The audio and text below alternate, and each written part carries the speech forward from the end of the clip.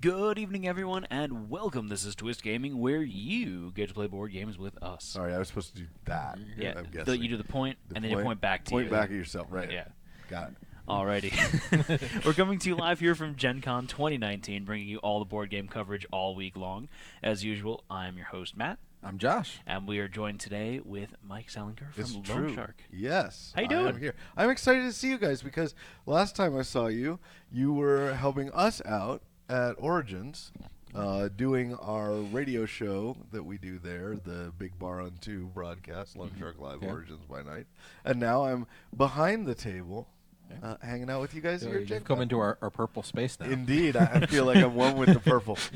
Also, we didn't have to tutor you on how to put the headset No, on, I got so this. It shows that you're experienced here. This is the not the first time I've worn this particular headset. So yeah, no, I'm excited to be here. So, Mike, I'm kind of buried behind boxes right now. Yeah. That's what we do at Lone Shark. Look, if you haven't got a hernia playing our games, you're not one of our true fans. That is not our slogan. Yet. And do not look. If you're saying why haven't I gotten a free hernia from Lone Shark Games, look, it takes time, man. We can't. We can't.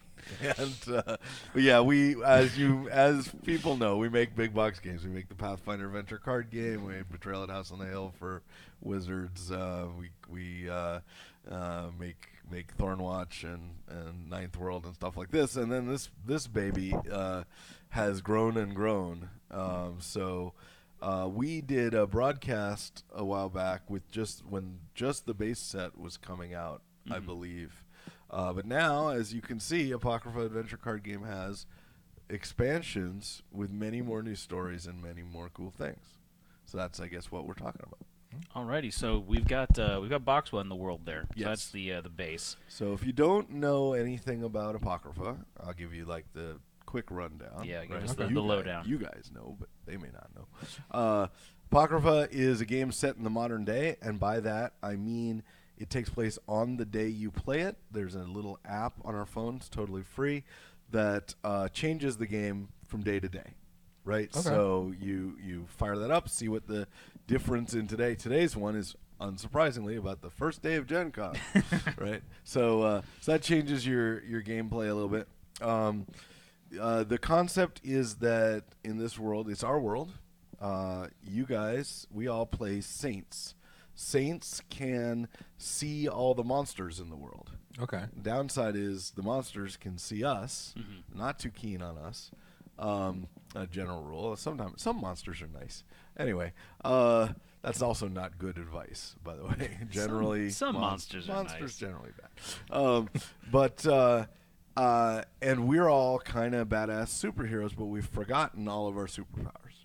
Okay. Because we are governed by this thing called the paradigm, which hazes over everybody's memories and stuff like that. The thing is, we can get our memories back.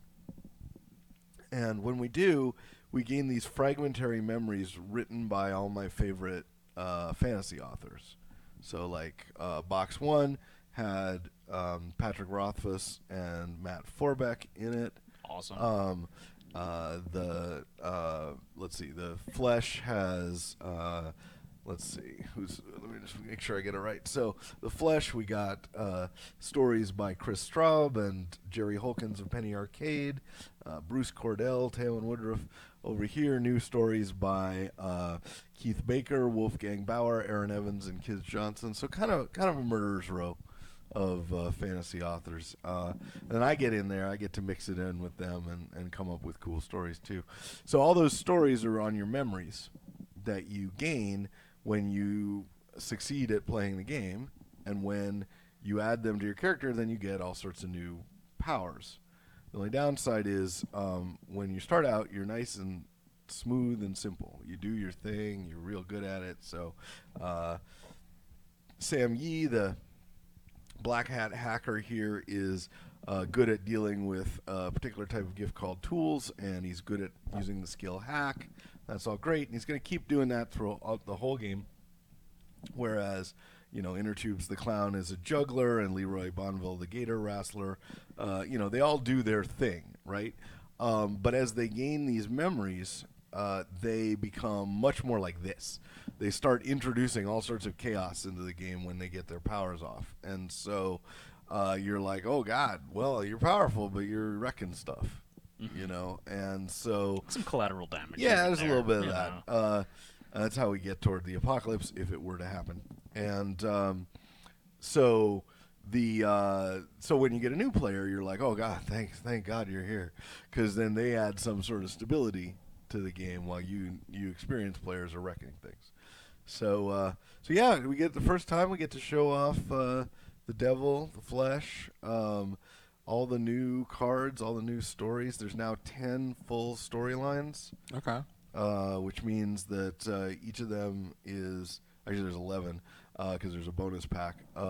Each of them is on a different subject. So, for example, I'm just going to pull one out at random. We might have this one's here is called the Fae. It's about motorcycle riding fairies that are reenacting the wild hunt across the Midwest in their own EDM carnival environment. That's right? That amazing. goes from town to town and captures everybody's imagination and them. And so yeah, you got all sorts of craziness. I'm gonna hand this over to Matt. Yeah, I can sure. Show those Yeah, go ahead. over here. So this is the Fae chapter, as I mentioned. This is we match a game designer to an author. So this is Liz Spain and Jerry Holkins from Penny Arcade, and they're both kind of atypical human beings, as you might guess. They're just a little bit riding that edge, and so they so that Tooth Fairy card's a little spooky, right? It's pretty terrifying, yeah. And so so they just got into it. They would make, Jerry would write these stories, and you're just like, how did you even come up with that? And you'd just be like, oh, because he's Jerry Holkins, that's how. And so so that one, that's that set. And you got some more, got some more there. That's in the flesh. We got so just to give you an idea, right? So the borrow that for a second. Mm-hmm. So this is the kind of text that would show up on my desk every morning. So here you go. So he said, so he did a piece called The Bone Trick. The Bone Trick goes like this. I'm going to read from Tycho from Penny Arcade. Okay. You found the first one when you were 4, an indentation near your elbow. When you pressed it, your whole arm would come off. Sometimes Mom would come in at night, and you'd have to hide the wriggling thing under the sheet. It was still okay back then, back before they started coming off on their own. Now, that's okay. So that's a little troubling, Yeah. right? So what this is simulating is that you suddenly have a flash of knowledge that this is what you do. And, of course, now there's a power at the bottom of the thing which simulates your arms coming off that you didn't know you could do before. Okay. But now you draw a second hand of cards because you have extra hand.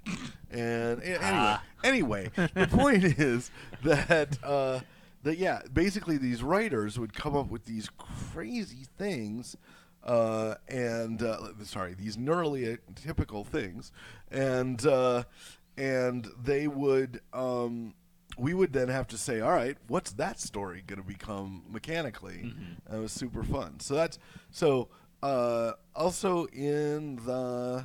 So does each story play differently? Yeah, then? each like one mechanically? is wildly mechanically different. Oh wow. So the Fae chapter introduces carnival games. Carnival games involve rolling dice in fascinating ways. Like, for example, balance the red caps card that you showed earlier. Mm-hmm. The text, I believe, is balance a red die on your head. If it falls off before you finish rolling your dice, you suffer damage. So you're a red cap. You gotta, and then there's one that requires essentially knocking dice over and stuff like that. So all that's contained in the Fae, right? That's not going to show up anywhere else. But in this chapter here, which I'm just seeing, is this chapter is called The Animus, and this is where you get to fight Mother Nature. She's real mad. She's environmentally conscious, shall we say. And so feel free to put out whatever you like. These might be a little weird just because of the green on them, but you know. Oh, okay, because it's against the green background? Yeah, Whoa. the green screen. That's, okay. Well, trust me, our cards aren't transparent. This isn't Gloom. But so yeah, but this one takes place in New Orleans, which we deal with real world stuff here, so it's facing a really big hurricane. And here you go, put this up if you can. Yeah. So that's Mother Nature, that's Mother Gaia. And she's a 12-foot tall pregnant woman who's mad at you. And so you best pay attention to her. Yeah, that sounds like someone you wouldn't want to cross. Exactly. Yeah. Well, you have a choice. You can either oppose Mother Nature, in which case a whole bunch of things happen to you. Crocodiles and monsters and sentient trees and dinosaurs that have been animated by vines and so forth. Dinosaur skeletons animated by vines start coming out of nowhere and messing with you all the time. If you oppose Mother Nature, you can have that happen, or you can attempt to appease Mother Nature. And if that happens, then you don't. Then you have to. You're giving up gaining all of the cool stuff that's around New Orleans because you're essentially sacrificing it to her, right? So it's a real. So every one of these things has a totally different kind of way to play. There's no appease oppose mechanic in any other chapters. The Golems chapter in the Flesh requires a finite state machine to figure out what scenario you're going to play next.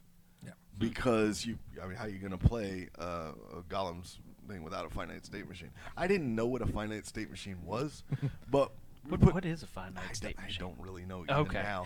But the key is it's some sort of logic sorting process based on what you've done before. It's essentially like a logic gates, right? And so, and that made sense in that environment. And the Deathless in here, which you can see Papa Gede on the cover of, that takes place in a really remote oil town in Alberta, Canada, and turns out that's a great place for all the undead to come out of a oil well. Okay. Right, you punch a hole deep enough in the earth, And you're going to find the something. undead spill out. Yeah. And so in that one, the undead queen, her name is Ereshkigal, she's not happy about that, so she sends all her forces out to get you. And so in this case, if I can find like a great example of this, there is so you can see as you'll see in a second, the cards change color when you play a card. When you play a chapter, you put in the cards of that color. So this card is called Dark Sweet Crude, and what it is oil animated from the dead. And you're saying, what do you mean animated from the dead? Well, oil, it's a fossil fuel, right? Makes so sense. You take enough dinosaurs and plants and you push them together. If you are capable of animating the dead, you can animate the oil to attack. Okay. I never would have thought about that, Yeah, but that but actually that's- logically makes sense. That's what goes on up here, which is kind of troubling. But so every chapter is just wildly different, and the new characters reflect those things. They can do different things to react to the environment differently. Chris Straub, for example, wrote some of the scariest stuff we have in the game in a chapter about the physicians. That's the bad guys.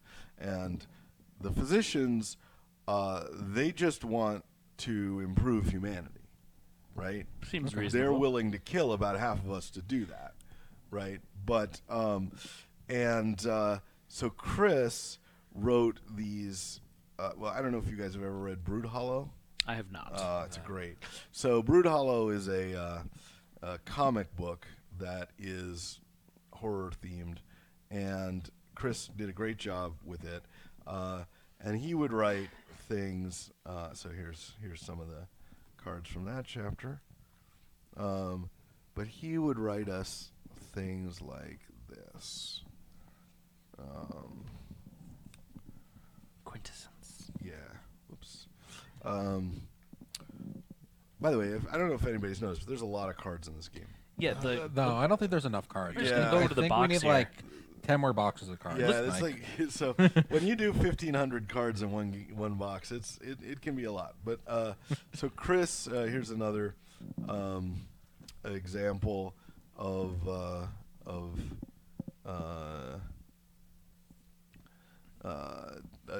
just getting the right person for the job. So here's the card, the embryo postulant, which I don't even know what that means, but I'm not in favor of it. Quote, many animals share similar embryonic forms, suggesting a shared evolutionary origin. Is it absurd to theorize a shared destination? Dr. Speck asks. No, you think, but you don't believe the road to it involves this much duct tape. Now, I don't know what Chris is picturing when he writes that, right? And I don't ask, right? I never thought I'd go up to him and I thought I'd say, well, Chris, could you explain what's in your head when you think of this? Because I don't want to see what's in his head. There's a lot of disturbing stuff. So, yeah, we matched him to our guy, Keith Richmond, and they just came up with this cool way to introduce this new card type called Symptoms, which have names like cephalgia and neurasthenia and odontodysplasia. Tooth removal? Yeah. It's not removal. They just leave on their own. Oh. Right? No, nothing helps that process. Anyway, the point is, it gets a little creepy. So yeah. So that's so we talked about the flesh. You guys have any questions before I show? Do you have a favorite chapter out of everything? Yeah, it's in the set that's coming up. So my favorite chapter actually was in the base set. So so I said to myself, I got a lot of freedom in this game. I mean, I wrote like all the card flavor text and all that, and I was just like, and my guys would occasionally pull me back. They're like, Mike, come on, Can't go like, that nobody. wild. Yeah, you can't. Like, either that's too scary, that happened a lot, or that freaks me out too much, or will anybody get that reference? The answer is often no. Like there's thousands of references in this game. I said for the Skinwalkers chapter, those are the lycanthropes, right? Mm-hmm. I want to rewrite the Warriors. And Okay. they're like, what? Like the Warriors, the 1970s movie with the street gangs, Yeah. that, come out to play, all that Yeah. stuff, right? I want to write that, but with lycanthropes that wear what they turn into as colors on their back, right? So the Griffs turn into griffins, and the matadors turn into Bulls. minotaurs essentially, yeah. and stuff. So, and I was just like, so I took the L map of the city. If I can grab this book right here. Oh, by the way, there's 100 pages of storybook stuff in here. So if you could show the kind people this page. Yeah. Left or right? The map. Left. Oh, the left. The Okay, map, that yeah. one there. So I took the L map of the city of Chicago and I divided it up by lycanthrope.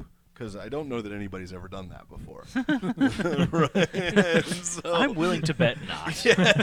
Probably not. yeah, but you never know, right? You've been to Chicago, right? It's a happening town. Yeah. Anyway, and just sort of imagined what would happen if these guys had a street war.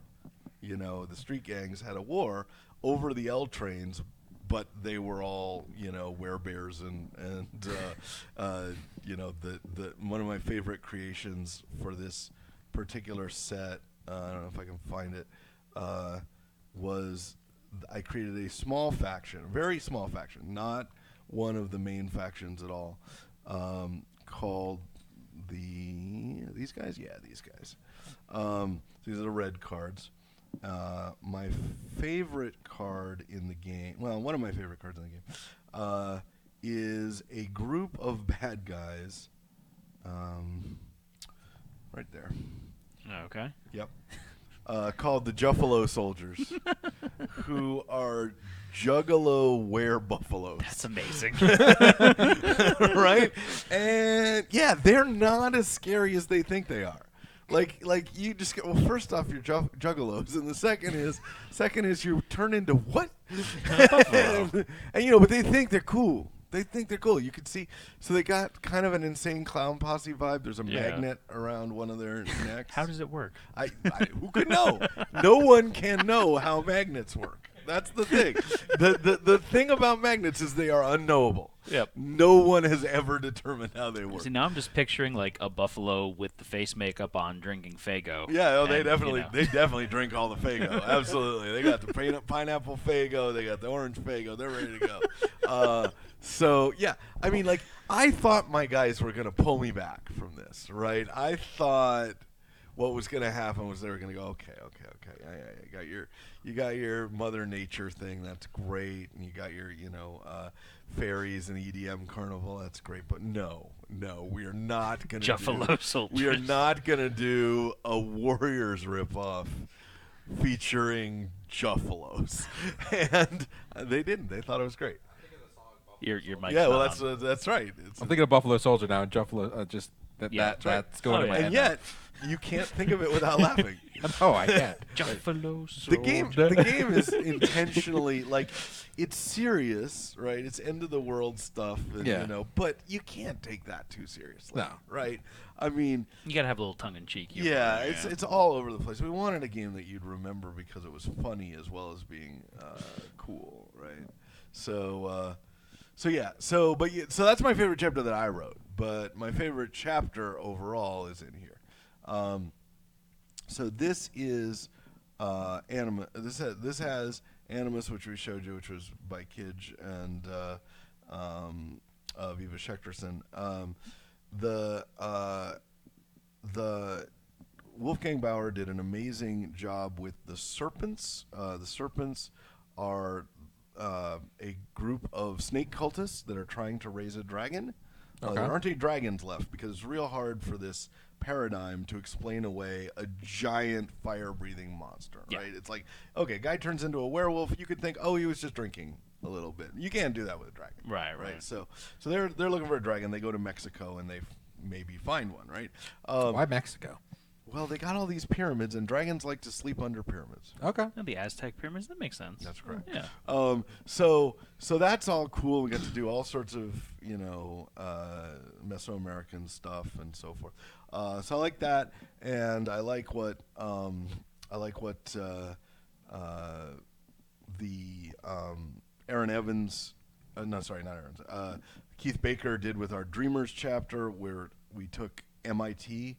And we're just like, okay, we re-envisioned MIT as the center of all the Lovecraftian stuff in the world, right? So Because, of course, there was some experiment they were doing that well, opened up a portal to the other realms. MIT makes it real easy because they have a thing called the Infinite Corridor. It runs the length from Building 7 all the way down to, I think, Building 23. It's the longest tunnel. Okay. Longest, not tunnel, but, hallway. Okay. In the country, right? Really? And so I imagine that if it was truly infinite, it would, go around the world and stuff like that. So I started bending M-theory space stuff around that thing, and it just all came out from there, right? It was just like, oh, geez. So the things that come through the cracks in the universe are not cool.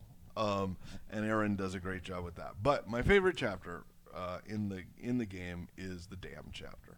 So the Dam chapter is this one. So the damn chapter Involves beavers? Yeah, that's not how we spell that word, but it's not a terrible guess. No, it takes place in Las Vegas, which Okay. is one of my favorite cities to make fun of, and Isn't it everyone's? yeah, and so I mean, like this is our Angels and Demons chapter, right? So this is things like we'll get to this in a second. Sweet chopper, bro. Sweet chopper, bro. And this is where like the showgirls are all angels, and there's so there's the box man and the stick man Boxman doesn't look too friendly. and the stick man, and if you want the Tokoloshi man, a lot of man. Whoa. Yeah. What is the Tokoloshi man? He's got issues. He does too many eyes. These guys are some of my favorites. These are the Marigar. They're like pygmies in the desert. Okay. But they I was reading some legend about them, and they like to pick up shiny objects. I'm like, well, what is that going to be in the modern day? So you can see this guy. He's riding a jackalope. He's got a bow and arrow where he's firing a key at you. The key is the arrowhead. He is the arrowhead. He's wearing a Louis Vuitton handbag as armor. Okay. Right? Some expensive armor. Yeah. And he looks super cool doing it, right? I mean, like, so... I like that little Easter egg of him wearing like Louis Vuitton armor. I didn't even notice that. every But it's card is amazing. like that. Every card's art is like that. So here's the angels that I was talking about. Well, I like the flavor text on this one too. Is the Shoshone called them little people while they still had tongues? Exactly. Yeah. So every flavor text is like designed to set you up. So things get a little scary in this chapter. Here's Electra. She's our succubus, and stuff. But the cool part is that this is where we said, all right, if there's going to be so all these regions are all these chapters. There's a member of a group called the Novum that kind of owns the world. Mother Nature being an example, right? She's a primal force. Mm-hmm. You're not going to beat Mother Nature. You might succeed in your goals, and you might stop her from doing what you want to do, but you're not going to kill Mother Nature, right? Right. You're also not going to kill this character, the magician Abremelin. And Abremelin is the novum of the damn chapter. And the reason I started to really identify with this guy, because, well, first off, you can see he has the Luxor pyramid behind him, which is that's pretty amazing. neat. Yeah.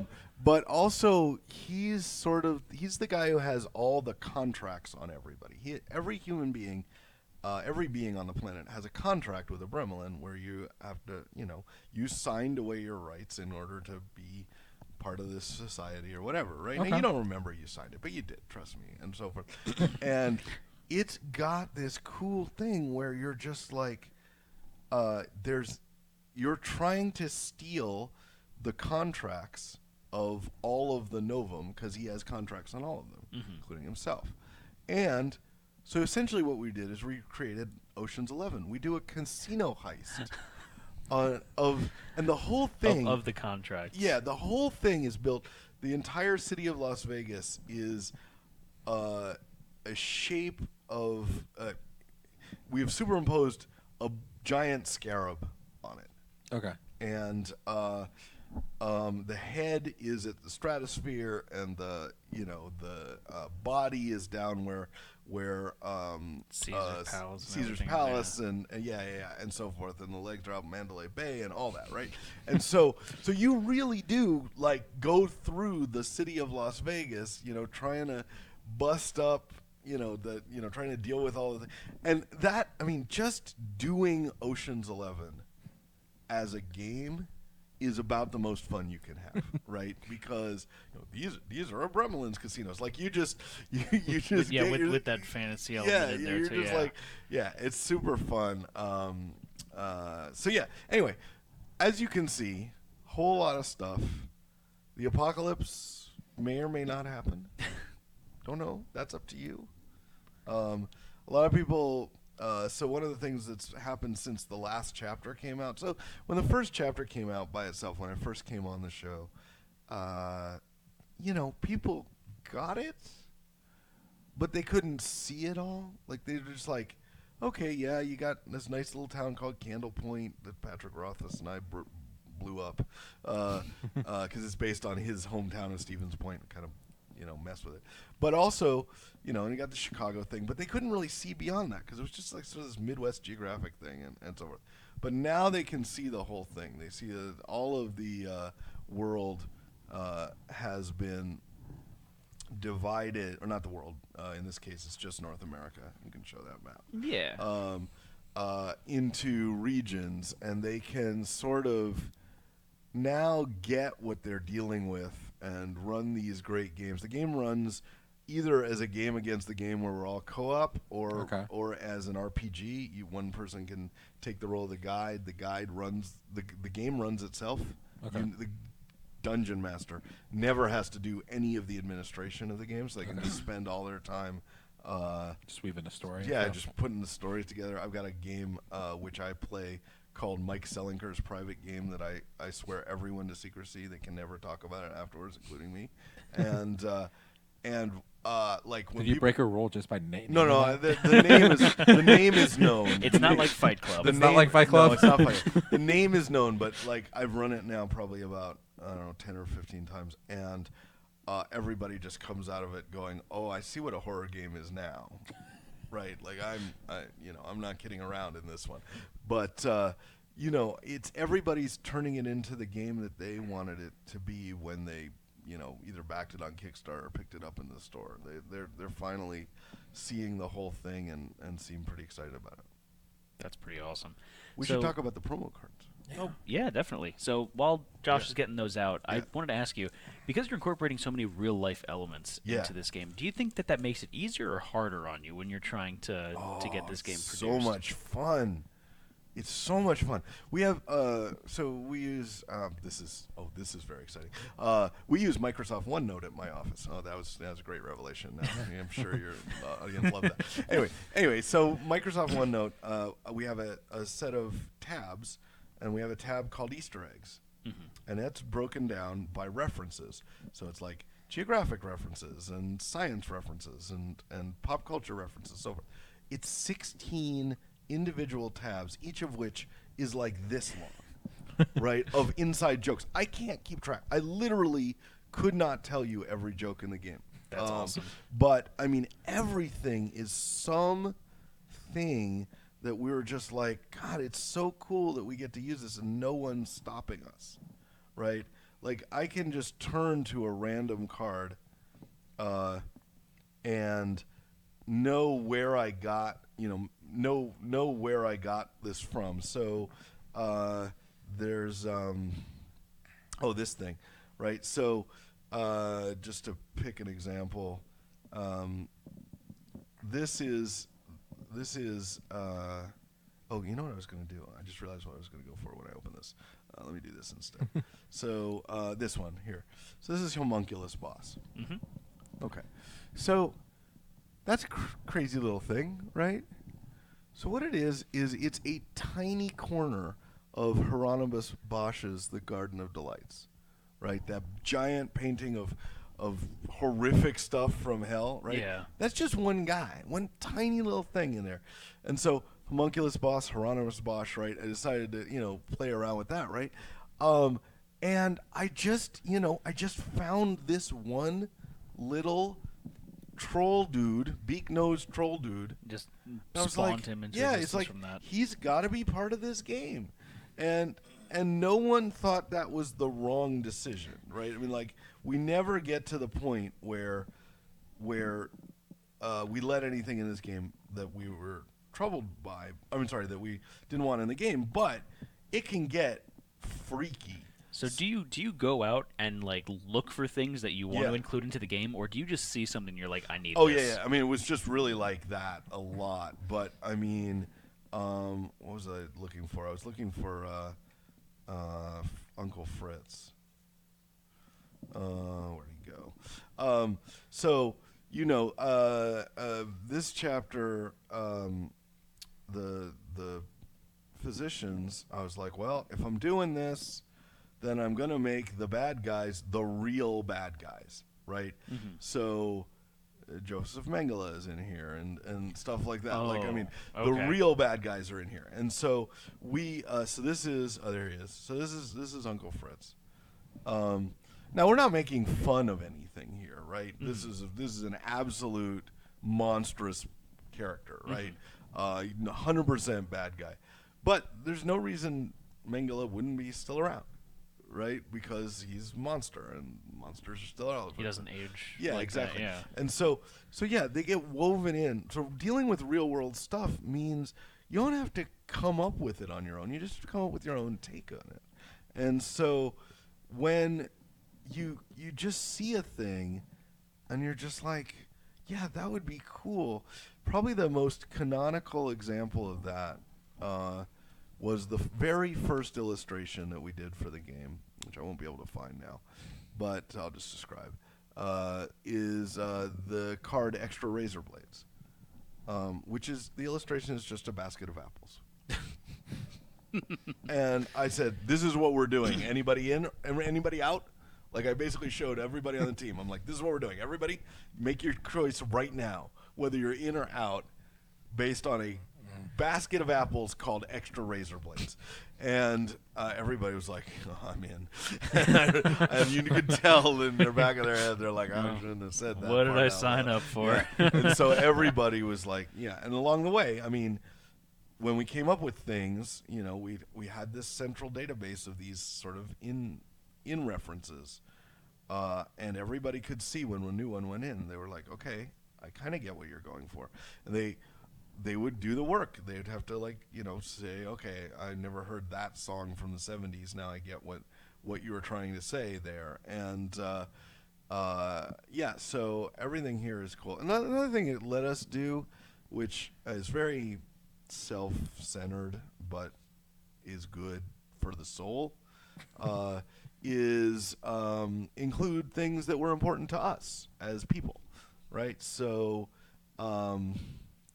there's a gift in here. Where are you? Called Johnny Esquire. Johnny Esquire, if you put that out. Mm-hmm. Well, he's a lawyer that undoes demonic contracts.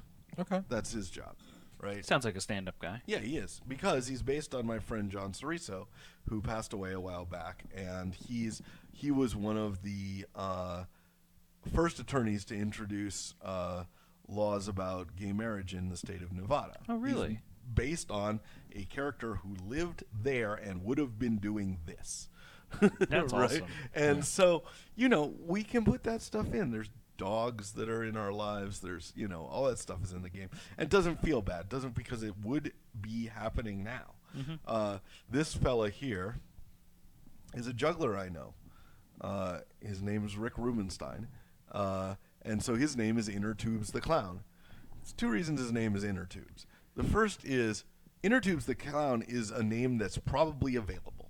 There's a clown database, and if you decide you want to call yourself Bozo the Clown, you can't do that. Right. Right. Is there actually a clown database? Yeah, there is. Really? Oh, yeah. You have to check your name out before you can go into business as a Is clown. it by region or is it just overall? Oh, I don't know if you can be like if the bozo of is the there south. A bozo, is there a bozo in Tibet? Is unclear to me. I don't actually know. But yeah, there's absolutely a clown database that you can go and look to see who's. The more you know. Yeah, That's something new I learned today. So we're like, okay, I gotta check to see if Inner Tubes has been taken. It turns out no. So does that mean you have Inner Tubes the Clown I registered do. now? Yes, absolutely. So yeah. So and the second is his name's Rick Rubenstein. And Rubenstein's an anagram of Inner Tubes. Okay. And so we were just like, we can do stuff like that. And so yeah, this guy's juggling, you know, swords and stuff like that, and just really fun to include this stuff in the game. It's a very personal game, yet I think everybody can approach it from their own life, because it's now. It's you recognize stuff on, like, you know, the music. There's music playing throughout the game. Like, you see references to songs, and your head just, like the Buffalo Soldiers thing, right?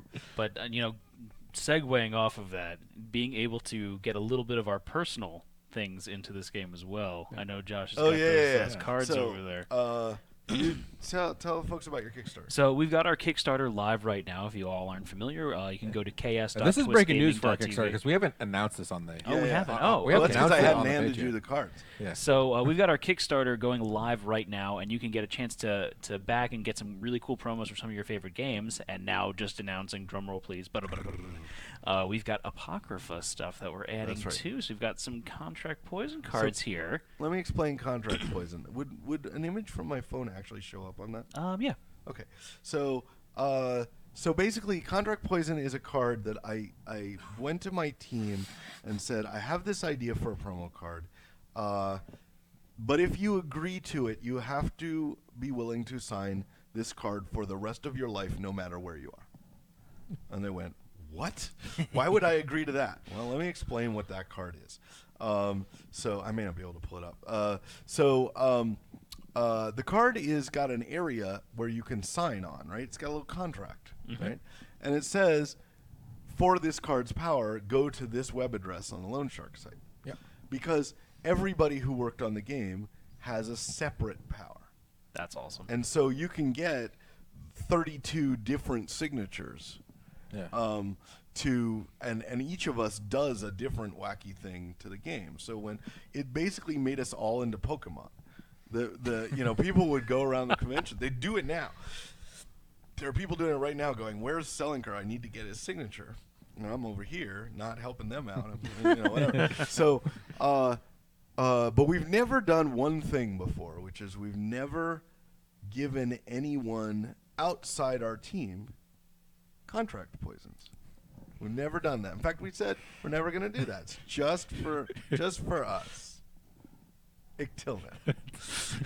So now, these two chuckleheads, and Anne. Yeah. She's not a chuckle. No, she's the glue that holds it all together. Exactly. So these three now have contract poisons. They will be signing these cards. Yep. Right. And then if you back the Kickstarter, I don't actually know this part.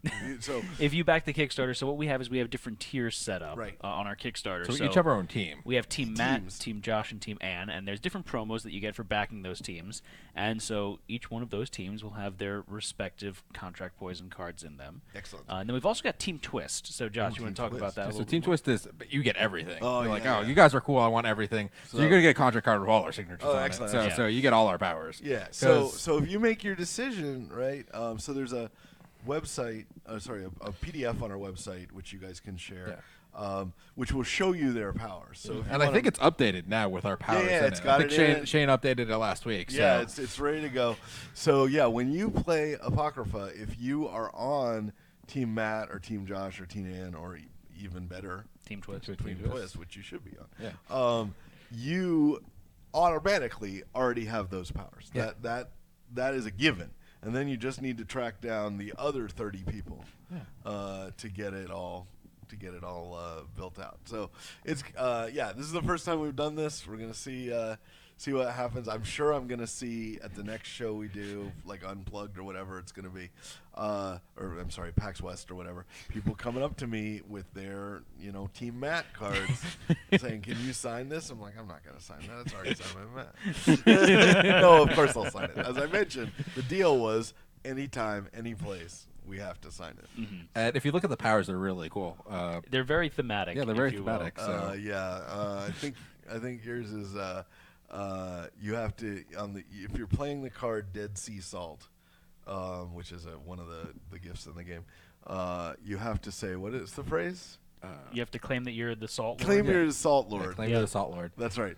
And then you can use that card better because only the Salt Lord can use Dead Sea Salt. And Josh's is Mine's about mumbling. yeah. Yes. Yeah. Yours, it's just yours appropriate. you get a bonus if you mumble your way through the entire confrontation with whatever it is you're fighting. Like,